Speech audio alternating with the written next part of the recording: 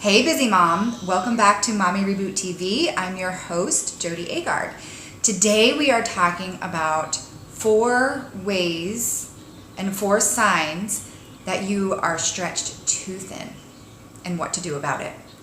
So we're busy moms, right? We've got a lot on our plate and we try to be all things to all people, and we feel guilt and we feel bad and we feel like we don't want to disappoint the people around us, which can actually lead us to just stretching ourselves too thin and feeling like we're in this constant state of perpetual overwhelm. And that does not feel good. And we feel stressed and we feel overwhelmed and we feel just disconnected from ourselves because we feel like we're epically failing ourselves and everybody around us, right? And we are just having this deep feeling of we're just stretched too thin. But it's sneaky because sometimes we don't even know we're being stretched too thin. So here's 4 signs that you are in fact being stretched too thin. One is maybe you're not laughing as much as you used to, or maybe you're not the upbeat, happy, positive self that you typically are. Maybe you are just feeling like you haven't laughed in a long time. That's a really good sign. Another really good sign is that you're eating bad. You are catching yourself just eating those comfort foods, eating the carbs, eating the stuff that, makes you feel good, the candy, the sweets, and all of that stuff. Another one, this is like one of the biggest actually, is that you're snapping at each other, or you're snapping at others, and you have a very short fuse. That is a really big indicator that you are probably stretched a little bit too thin. And then you also feel like you're just really living in that state of perpetual overwhelm that I just spoke about just a few minutes ago. So if you're feeling any of these, and if you feel like you said yes to any of those, just recognize the fact that it's okay that you are in fact feeling a little bit stretched too thin. And so here are 3 ways that you can do something about it. The first is to examine your calendar and your daily list.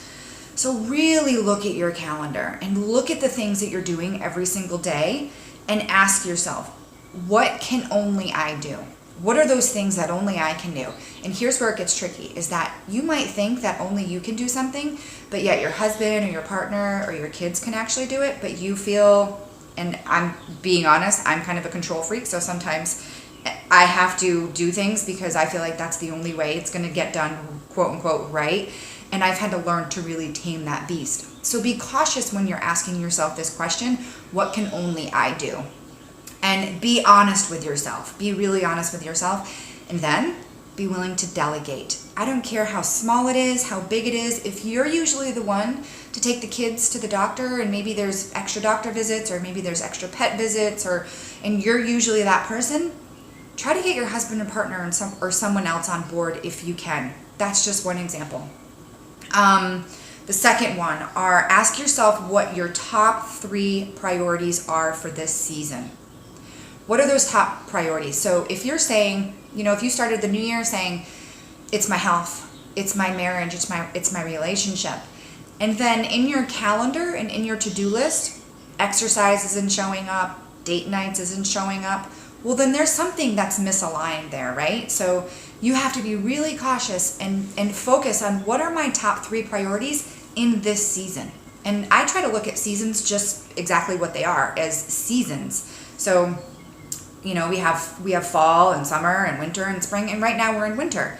So during the winter season, what is your main priority? What are those 3 top priorities that you declared at the start of the year that you really want to focus more on? Maybe it's to have more fun. Maybe it's to have more social life because you've just been so inundated with mommy tasks that you feel like you're craving, fun and girl time and adult time without kids.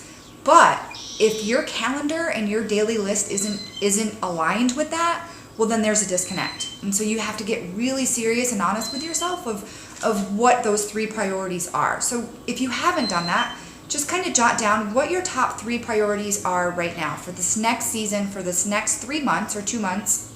What do you really want to focus on? And then the key is to make sure that those things are showing up in your calendar. Third, this is a really big one. Give yourself grace. So at the heart of every really, really good mom is this striving to accommodate and to please and to not disappoint. And you have to realize that you can't really be all things to all people. And sometimes it's just a matter of saying, I'm giving myself grace to not be perfect right now. I'm giving myself permission to not have everything all figured out. And I'm giving myself permission to disappoint people sometimes, because, and I did a video not too long ago about that it's okay to disappoint other people, especially in pursuit of your own happiness outside of our children, because that is the key. This is all big components about self-care, is making sure that we're not stretching ourselves too thin, because when we do, then our kids suffer, then our family members suffer, because we're grumpy and we're aggravated and we're just feeling this perpetual overwhelming. So that is not self-care. You want to really make sure that you're nurturing yourself from the inside out. That's what self-care is. So part of that is giving yourself grace. Giving yourself grace and permission to know that you're not going to do everything perfect, and you are going to disappoint people along the way. And that's okay, because that doesn't define who you are, and that certainly does not define the type of mother that you are.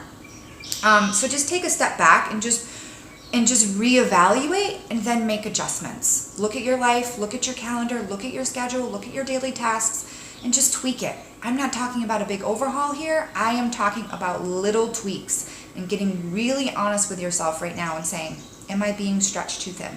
And what can I do? What can I release to somebody else?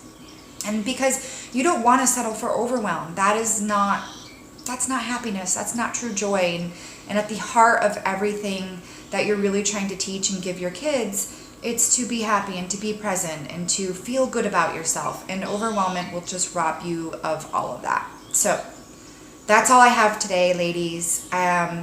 Really pay attention to those things in your calendar that just are not in alignment with who you are and what you're going after.